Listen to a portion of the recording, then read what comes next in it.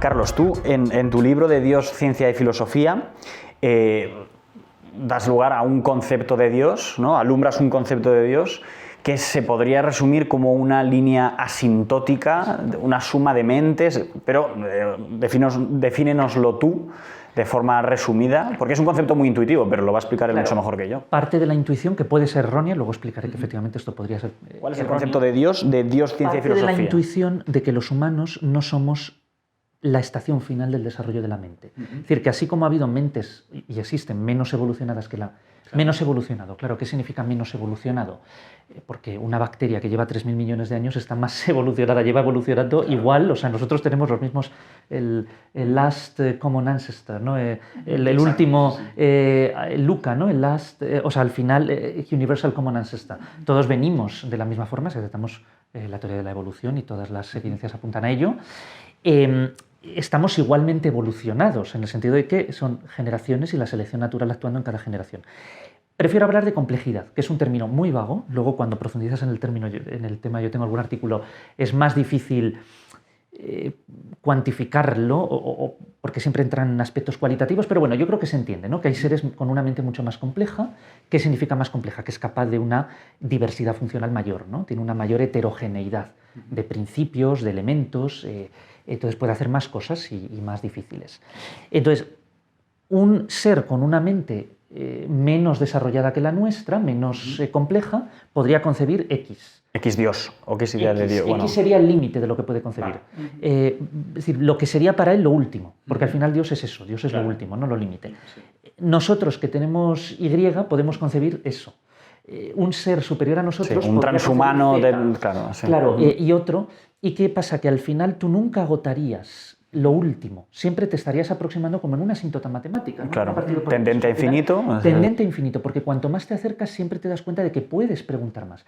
Por eso todo esto parte en realidad de un artículo que yo escribí, yo creo que tenía 18 o 19 años, que luego lo publiqué en Ensayos Filosóficos, que son 2 páginas, que es la intuición de Dios como pregunta, no como respuesta.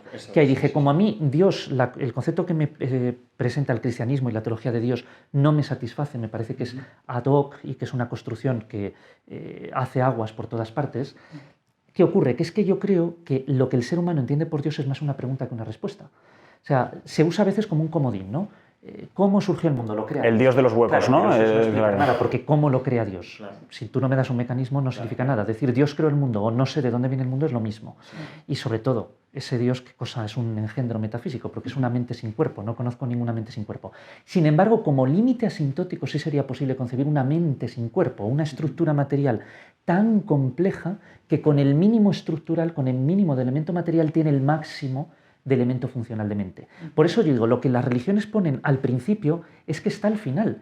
Es que Dios no un final existe totalmente todavía. indeterminado, eternamente indeterminado, ¿no? Claro, elevándonos hacia ello. Creo que lo más cercano ahí es Teilhard de Chardin, este famoso jesuita, solo que Teilhard de Chardin, a mi juicio, comete un error que es un error fundamental, esto de que en el fondo echa o tira su esquema, y es que él piensa que hay una especie de ortogénesis, ¿no? Que la conciencia es un resultado necesario de la evolución.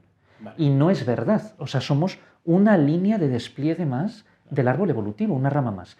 O sea, hay seres que no han evolucionado hacia la conciencia porque no es necesario evolucionar hacia la conciencia. Tú evolucionas para adaptarte y reproducirte, es eso. Pero es extraordinario que una de esas líneas de despliegue ha llevado a un desarrollo creciente del sistema nervioso y en concreto de la corteza prefrontal, un mayor cociente de encefalización, una mayor proporción entre el córtex prefrontal y el resto del cerebro, y ahí tenemos, que no sabemos exactamente cómo funciona, este es uno de los grandes misterios y cómo surge, que es la conciencia. Pero tú imagínate un ser que tuviera una conciencia todavía más elevada, superior. Un Homo sapiens, sapiens, sapiens, ¿no? Claro, ridícula, sí. Diría, pero ¿cómo estás diciendo eso? Nuestro Dios sería como para nosotros el Dios griego, ¿no? Claro, cosas que nos parecen opuestas, probablemente contrarias se complementan, ¿no? No lo vería como opuesto. Y eso lo llevas al límite indefinido, y eso para mí es Dios. Es un límite asintótico, porque en el fondo Dios es la mente.